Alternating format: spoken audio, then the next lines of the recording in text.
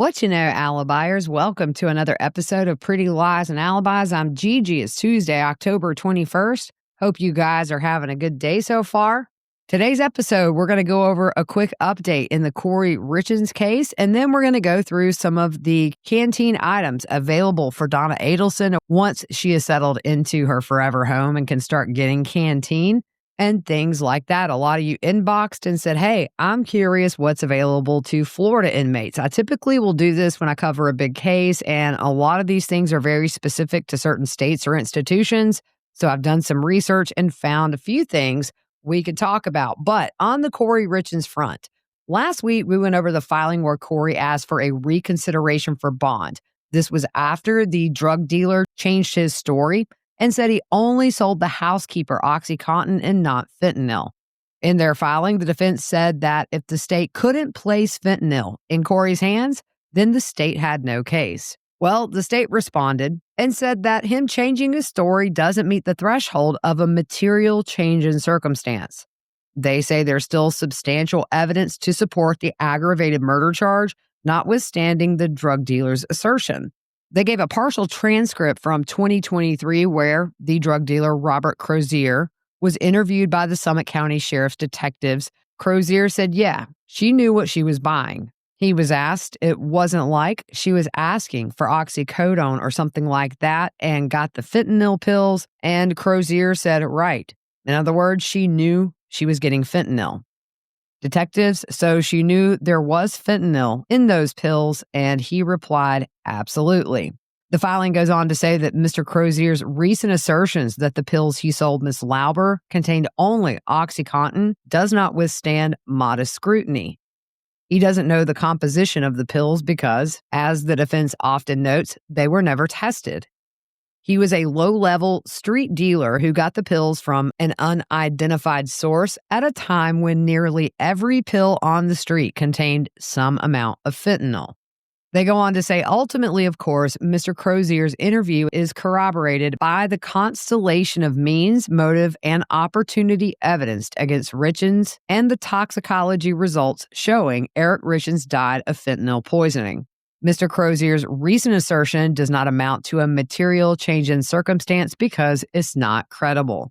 They go on to say there's still substantial evidence capable of supporting a jury finding that Kouri is guilty beyond a reasonable doubt, and also that a reasonable jury could consider his recent assertion and still easily convict Kouri. The defense also asked for that exculpatory evidence to be given to them, but the state says they don't have any from that meeting in March to give to the defense. That meeting that they had with him in March, by the way, was to prepare him to testify for the state.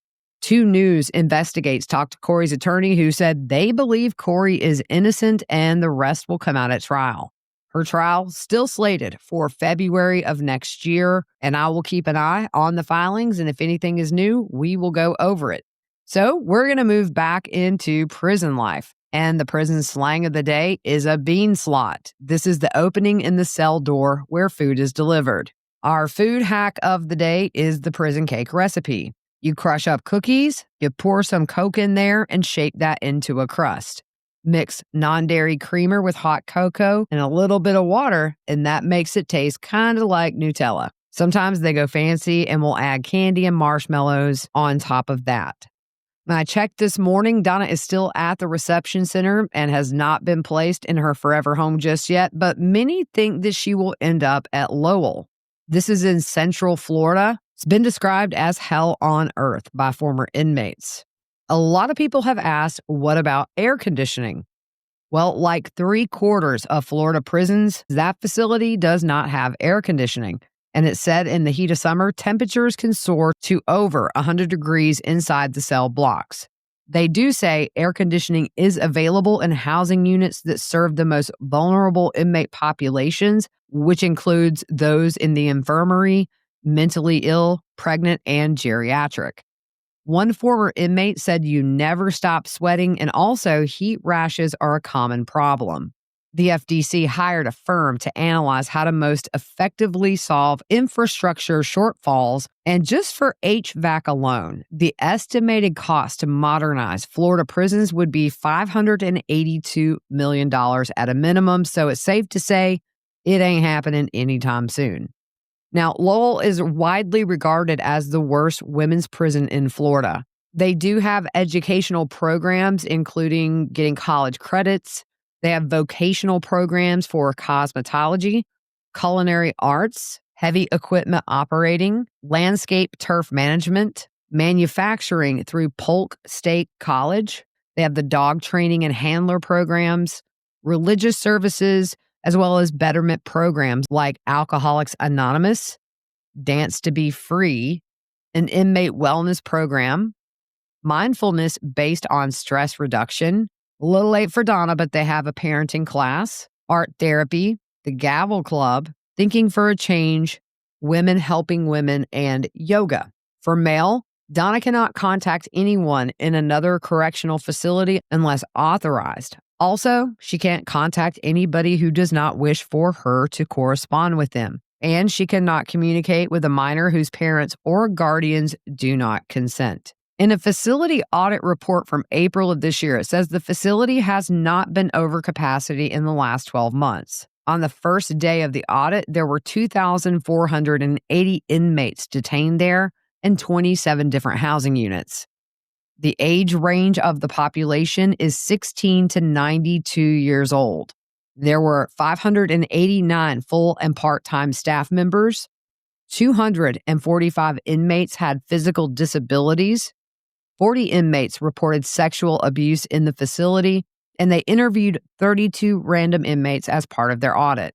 And just a reminder, not every single woman in this facility is a violent offender or a lifer. There are people in here for nonviolent crimes who will eventually rejoin society, and I think these programs are great, especially the vocational training to give these women a chance to have some skills under their belt when they are back in society. But my prison contact said that you can take somebody who comes in for a non-violent conviction, and by the time they leave, the paranoia, the way you have to play the game in prison, it just changes who you are as a person, and that they are very different when they leave as opposed to when they came in, just due to what they deal with on a daily basis. So back to Donna. Do you guys remember when she took the stand at one of her hearings, and this was an attempt to get bond, saying that she had been abused in jail, specifically in the shower? Well, that's called a snitch, as we know. And my contact said that her reputation as a snitch will follow her to prison. When someone high profile like Donna comes in, people on the outside will fill in inmates on the inside about things Donna's done if they've followed the case, and that will spread like wildfire among the inmates. Being a snitch is one of the hardest labels to shake in prison. Also, in getting the inmates to try and lie for her, like we saw with the jailhouse informants who testified, that will show inmates that Donna is willing to put others at risk for her own self-gain. So both snitching and this will make a lot of inmates very suspicious of her before she utters a word to anybody. She'll just be seen as a big risk. So a lot of inmates are just going to avoid all contact with her for self-preservation. My contact said this will be very obvious to Donna, and it can make adjustment to prison even harder if you feel very isolated. She said, but still, it's likely she will find a group that will take her in. And a lot of times, these friend groups mimic families. Everybody has their role. Obviously, Donna probably taken on that grandmother role in the dynamic. She said her best bet would be to find a group of older women to hang with, but even then, most of these older women have spent more time incarcerated than out over the course of their lives, and they're not your typical grandmothers. And Donna could find even groups of her peers, being older women, don't want to associate with her. They've seen high-profile people come and go, and Donna is not going to be special to them just because she is in their age range. What about elderly in prison? As of 2022, people 55 and over make up nearly 1 in 6 prisoners. By 2030, it's estimated as much as a third of the U.S. prison population will be over the age of 50. The newest research I could find was back in 2022, where Florida was one of the top states for elderly inmates at over 19%. What is lacking at state prisons for elderly inmates? Accessible showers and beds, dementia care, and hospice services, and all of that puts the elderly at risk for injury or premature death. Elderly prisoners are more likely to experience disabilities, with cognitive impairments being twice as prevalent compared to their peers in community settings, with 15% of incarcerated individuals over the age of 55 reporting difficulty in one or more of these areas. What about Donna's options for canteen items? I found the female canteen menu. I do have to say, Florida's prices seem a little more affordable than some states for the most part, but still, some of this stuff is really overpriced. They do offer kosher items through Commissary, but we all know that Donna really isn't a fan of kosher meals, and we can go all the way back to the wedding of Dan Markell and Wendy Adelson for proof of that. But what are some things available to Donna through the Commissary? Crayola drawing chalk, $3.19. Colored pencils, $7.99. A sketch pad, $8.46. Bottled water, 85 cents. 4 ounces of instant coffee, $8.19. See, y'all, this is where I would pity my family if they ever had to put money on my books, because I drink coffee sun up to sundown, and 4 ounces of instant coffee at $8.19 might last me a day. Single packets of Crystal Light, 51 cents. For 9 cents, you can get individual tea bags. 4 ounces of butterscotch candy, $2.31. A cooling towel for those hot summer months, $4.61. She can sport a straw hat for $9.31. Cooling shirts go for $12.09. And all your different little packs of condiments are 10 cents and under. For meals, you can get beef goulash for $10.80. A turkey meal, $11.11. There are frozen meals they can get, like little pizzas or calzones, for $6.04. Pack of Rolaids set you back $3.02. Common problem in prisons, athlete's feet. You can get you some cream for $5.48. Multivitamins go for around $14. Miscellaneous items that she can order: playing cards, coffee mugs. Envelopes are $0.25 a piece. Stamps, 39 cents. She can get a plastic mirror for $3. Sunglasses, around $4.50. Plastic sporks, 4 cents a piece. Combination lock set you back $10. Ramen, 78 cents a pack. Flip-flops, $4.05. Now, they don't have dental floss in prisons anymore. Why is that? Somebody literally broke out of prison using dental floss, but they do have floss loops. Those are $4.36. I believe those are made out of a rubber material. You can get makeup in prison. CoverGirl foundation, $8.82, and it's the same price for eyeshadow and lipstick. Shampoo goes for around $6. Now, shampoo is something that a lot of inmates use to clean the insides of their cells because it's cheaper to buy than soap. If Donna wants to curl her hair, she can get a perm kit for $11.56. And a roll of toilet paper is $1.15. Toothpaste, gonna set you back $5. For quarterly packages, right now, I wasn't able to find a specific website that shows exactly what's available, but on the Department of Corrections website, they do say there is a spending max of $150 per quarter, and they list some of the items you can get, including food, drinks, electronics, games, glasses, health and beauty, holiday items, kosher items, shoes, stationery, and watches. I did find one little snippet of some clothing options that they have: a poncho, $4.35, a pair of shorts, anywhere from $12.95 to $17.65. A pack of socks is going to cost you almost $11, or a single pair around $2. A pair of sweatpants, $16.45, and a sweatshirt, $14.95 for standard. And if you have thin skin and you need something thicker, $31.95 for one heavyweight sweatshirt.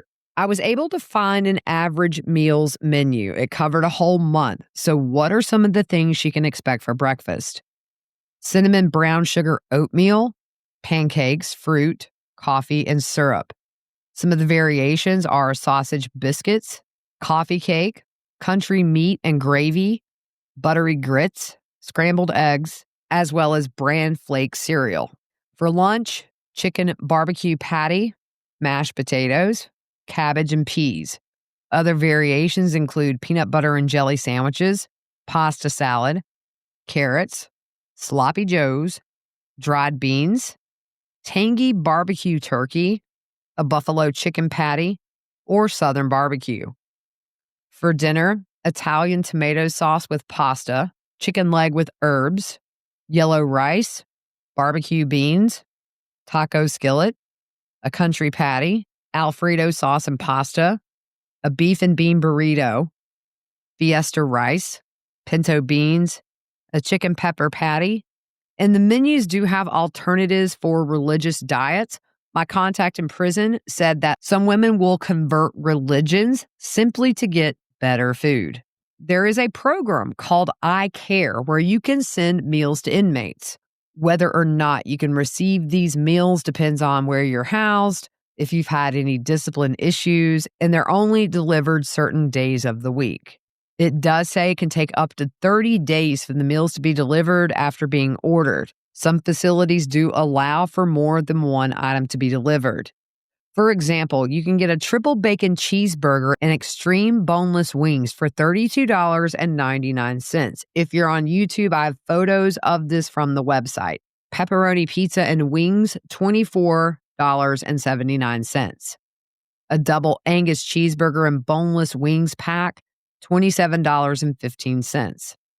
Double cheeseburger and pizza pack, $26.99. Pepperoni pizza and wings, $24.79. Triple bacon cheeseburger deluxe, right at $20. Wings and waffle fries, $21.49. Cheesesteak and wings, $21.79. If you want only wings, $14.39. A buffalo crispy chicken sandwich, $11.69. Turkey wrap and Caesar salad, right at $20.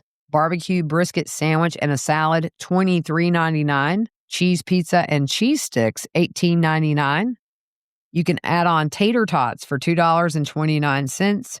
Onion rings for $3.99. Waffle fries for $2.99, and then $1.99 for extra sauces. They do have pies like pumpkin, French silk, and chocolate. That's around $6 a slice. As far as tablets, those cost $140, and she will eventually be able to get a tablet. Sometimes it's not immediate, sometimes they're not available. But it will be similar, if not the same, as what she had in jail with educational content. She can rent movies, ebooks, and audiobooks. There are games. She can send and receive emails, photos, as well as 30-second videos. There are news apps, music apps, and AM and FM radio. Video visits are $2.95 per minute, and you can only do a 15-minute max session. Those tablets do not have access to the internet like you and I have on our tablets on the outside, but I have heard these can be jailbroken. So just a little look into some of the, I guess you could call it luxury items that you can get while you're incarcerated.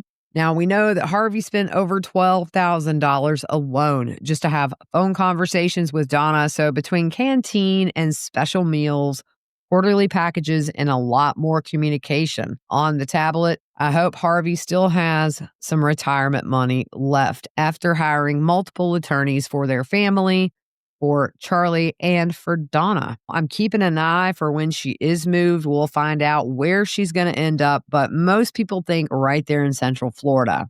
That is it for today. I hope you guys have a good rest of your evening, and we will see you soon.